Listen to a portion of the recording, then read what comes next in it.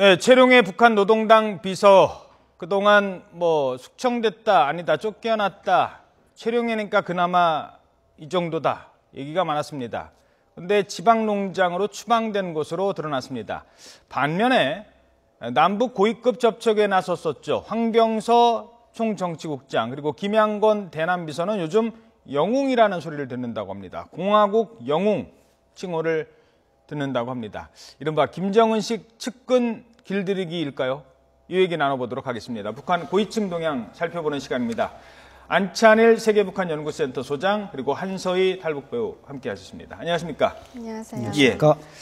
자, 권력서열 2위, 권력서열 3위를 넘나들었던 최룡해가 왜 갑자기 농장에서 일을 하게 됐을까요?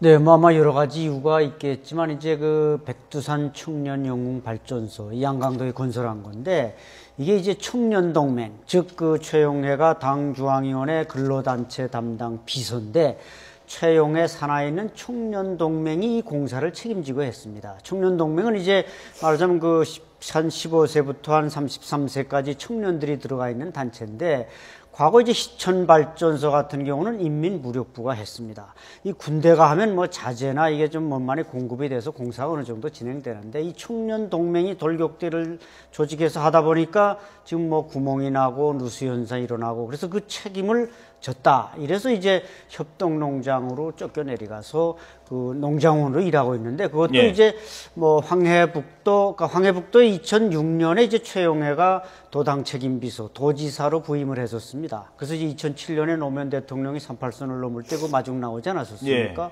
그런데 그 바로 자기가 도지사를 하던 거기에 이제 말단 협동농장원으로 내려가서 농사를 짓게 하는 것 보면은 아마 최대의 굴욕과 모욕을 주는 처벌이 아닌가 이렇게 보여요. 도지사로 있던 데서 말단 직원으로 가서 일을 하게 만들어. 네. 그 이른바 혁명화 교육, 또 농장 일단 농장에서 일한다는 거, 농장 생활은 어떻습니까? 저도 농장 생활은 안 해봐서 모르지만 이게 평양에서 살던 사람들 자체가 간부가 아닌 일반 평양 시민들 자체가 지방으로 추방된다는 거에 대해서 굉장히 불명예스러운 일이고 지방에 내려가면 죽는다고 생각을 하고 있습니다.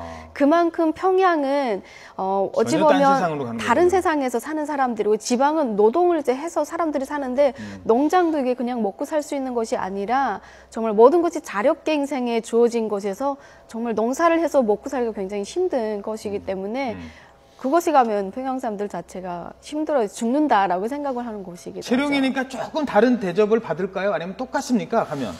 물론 이제 그 지방 간부들이 이제 협동농장원은 이제 우리 한소희 씨 얘기한 대로 그냥 양반에서 그냥 상놈으로 떨어진 거거든요. 예. 고름도 지고 호미로 땅도 파고 해야 되는데 예, 아주 쉽게 설명을 해주세요. 예, 일을 시키는 그 작업반장, 관리원장, 그 사람들이 조금은 봐주려고 하죠. 왜냐하면 최용해는 언젠간 돌아올 사람이다. 이걸 알거든요. 예. 마원춘이도 연초에 저희 양강도 내려가서 농장 일을 하다 지금 다시 올라오지 않았습니까? 예. 이런 걸 볼 때 조금은 봐주지만 그래도 오히려 봐주는 채 하는 동정이 이 사람에게는 더 모욕이 되는 것입니다. 그렇기 때문에 저 사람으로서는 정말 치욕적인 나날을 보내야 되지만 그거라도 고욕하거나 거기서 무슨 김정은을 반대하면 총살감이니까 말도 못하고 그냥 복종하는 겁니다. 하지만 앞서 잠깐 얘기했습니다. 최룡해가 다시 복귀할 가능성은 높다. 예, 저는 아무래도 높다고 봅니다. 왜냐하면 이제 최근에 마원춘이도 복귀하고 또 한광상도 복귀하고 여러 사람들이 복귀했는데 이것은 이제 김정은 씨가 아까 말씀하신 대로 이제 길들이기고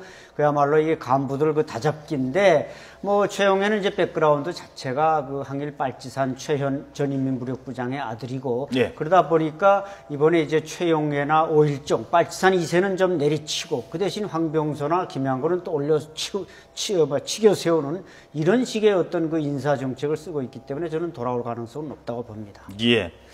자, 그리고 그 사돈관계, 김정은과 사돈관계,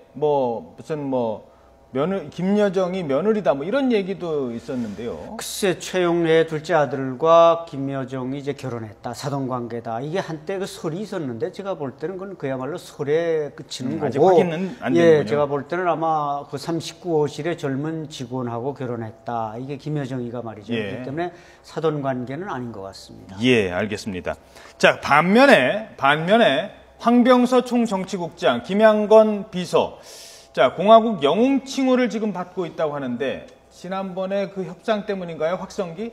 네, 북한이 그 8.25 이제 우리는 8.25 협상이라 그러고 지뢰 도발이라 그러는데 이 지뢰 도발을 일으킨 것도 북한이고 그 협상을 이끌어내서 이제 우리가 서로 위인했습니다만은 그것을 북한에서는 이제 8.25 대첩이라고 부른다. 대첩. 예, 그러니까 자기네가 무슨 큰 승리를 쟁취한 것처럼 말하는데 네. 이것은 결국 북한이 이 8.25 행사 말하자면 도발과 이 회담과 전시태세 이 모든 프로그램이 의도되고 기획된 것이다.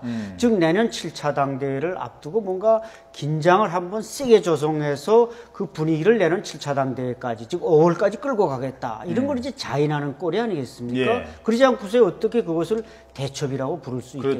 있겠습니까? 그런데 이제 거기서 이제 황병서와 그 김양곤이가 공화국 영웅 칭호를 받았다. 이게 공화국 영웅 칭호라는 것이 이제 6.25 초기에 생겨나가지고 주로 전쟁, 전투 중에 공훈을 세운 사람한테 주는 게 공화국 영웅 칭호입니다.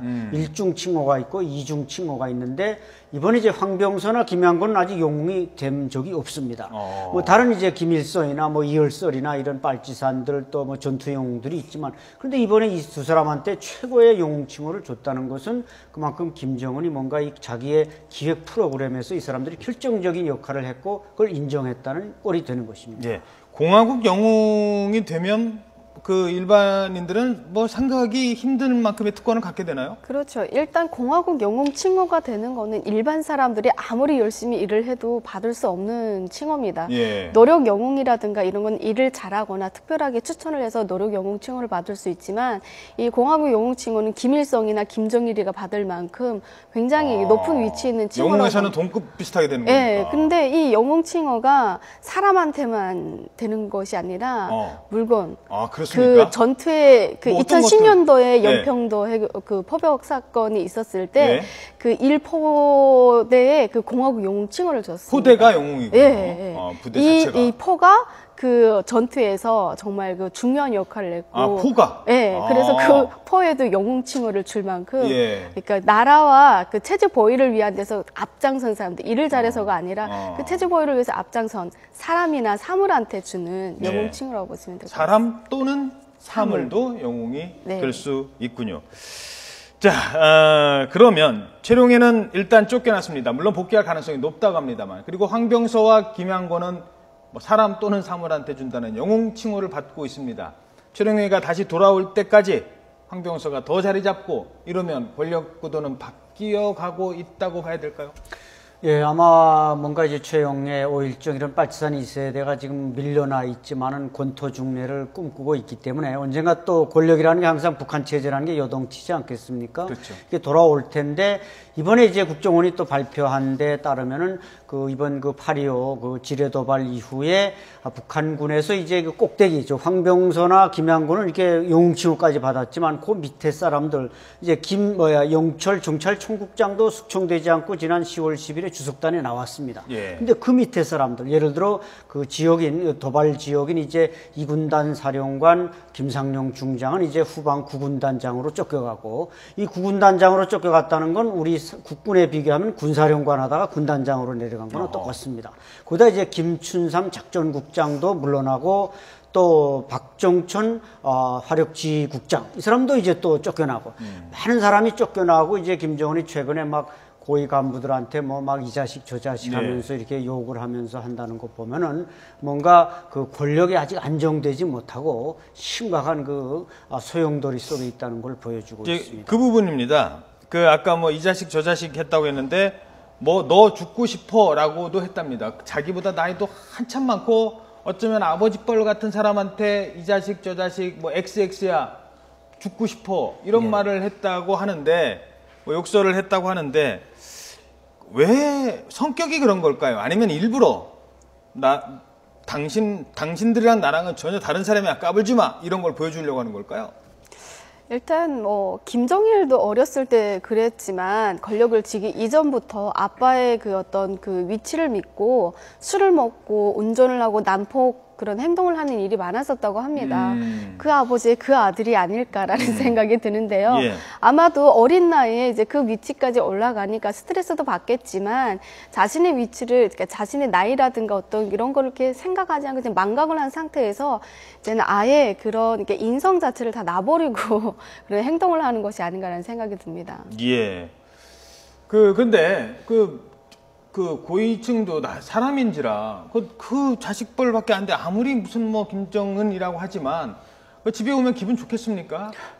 예. 과연 김정은을 생각하는 이 고위층의 평가, 김정은에 대한 평가, 과연 저 사람이 저런 태도로 이 공화국을 이끌어갈 수 있을까 이런 생각할 것 같아요. 그렇죠. 뭐 마음속으로는 정말 뒤집어지지만은 북한 사회라는 게 그렇습니다. 우리 사회는 뭐 순환보지 있고 정면이 있고 그러니까 그냥 어떻게 보면 우리가 뭐 대통령한테 모욕을 당했다, 총리한테 모욕을 당했다, 사표 내고 가서 쉬어도 얼마든지 뭐 자기 공무원 연금이나 그렇죠. 이거 가능하지 않습니까? 네, 근데 북한에서는 예를 들어 뭐 그 김춘삼 작전국장이 김정은이가 이 자식 했는데 뭐 사표 낸다. 그럼 그 이튿날부터 이 상장, 그렇죠. 대장 달고 있던 사람이 노동자처럼 옥수수밥을 먹어야 된다는 말이죠. 뭐. 예, 그리고 또 사표 낸다는 것 자체가 너가 나에 대한 반역이 아마 총살감이 될 수도 있습니다. 그렇기 때문에 아까 말씀하신 내가 뭐 감히 내 앞에서 누가 이런 오만 불선도 있지만 북한의 권력 구조 자체가 그냥 무소불위고 제왕의식이 있다 보니까 너희들은 나의 다 부하들이다. 이런 식으로 막말을 해도 저항하거나 기분 나쁜 마음을 가질 수 없는 그냥 술 한 잔으로 달래고 참아야지 어쩔 수가 없는 게 북한의 권력 구조가 그렇습니다. 술 한 잔으로 달랠 때도 누구한테 얘기조차 못하는. 예. 자, 김정은의 특권 의식을 알 수 있는 사진 한 장, 요거는 좀 봐야 될 것 같은데요. 주차된 사진이 하나 있습니다. 독일의 일간지 이 베를리너 차이퉁이라는 신문에 실린 기사입니다. 자, 이렇게 실려 있습니다. 북한 외교관 차량의 특권 주차 행태가 독일 언론에서 도마 위에 올랐습니다. 소방 차량 구역, 장애인 주차 구역에 저렇게 떡하니 차를 세웠다고 합니다. 자, 이 신문은 지난 14년간 경찰 요청에 따라 외교관 차량 견인을 한 것은 단 3차례뿐이라는 견인회사 직원의 말을 인용해서 이 베를린에만 외교관 등록 차량이 2,787대가 있는데 결국은 이 견인을 해가는 이런 일들이 벌어지고 있다. 이게 특권 아니냐, 뭐 이렇게 얘기를 해가고 있습니다. 자, 요거 하나만 짚어볼까요? 북한에서는 네. 이 고위급들은 차 그냥 대충 아무데나 막 됩니까? 그렇죠. 그 버릇이 저쪽으로 가는 거군요. 일반적으로 아파트나 이런 것이 주차장이 우리나라처럼 따로 없습니다. 그래서 아파트에 가면 일단 평양 자체가 차가 많지 않기 때문에 그 직장이나 이런 데는 주차를 하는 것이 지정구역이 있지만 일반 거리나 아파트나 이런 곳에는 주차장이 따로 없기 때문에 그냥 차들 만한 곳에는 아무 데나 갖다 세우는 이런 것이 있어서 아마 저 사람들도 그렇게 나라 일을 한다, 자기네가 하러 왔다라고 해서 당연하게 아무 데나 되는 것이 아닌가. 알겠습니다. 자, 오늘 시간 관계상 여기까지만 듣도록 하겠습니다. 두 분 고맙습니다. 네, 감사합니다.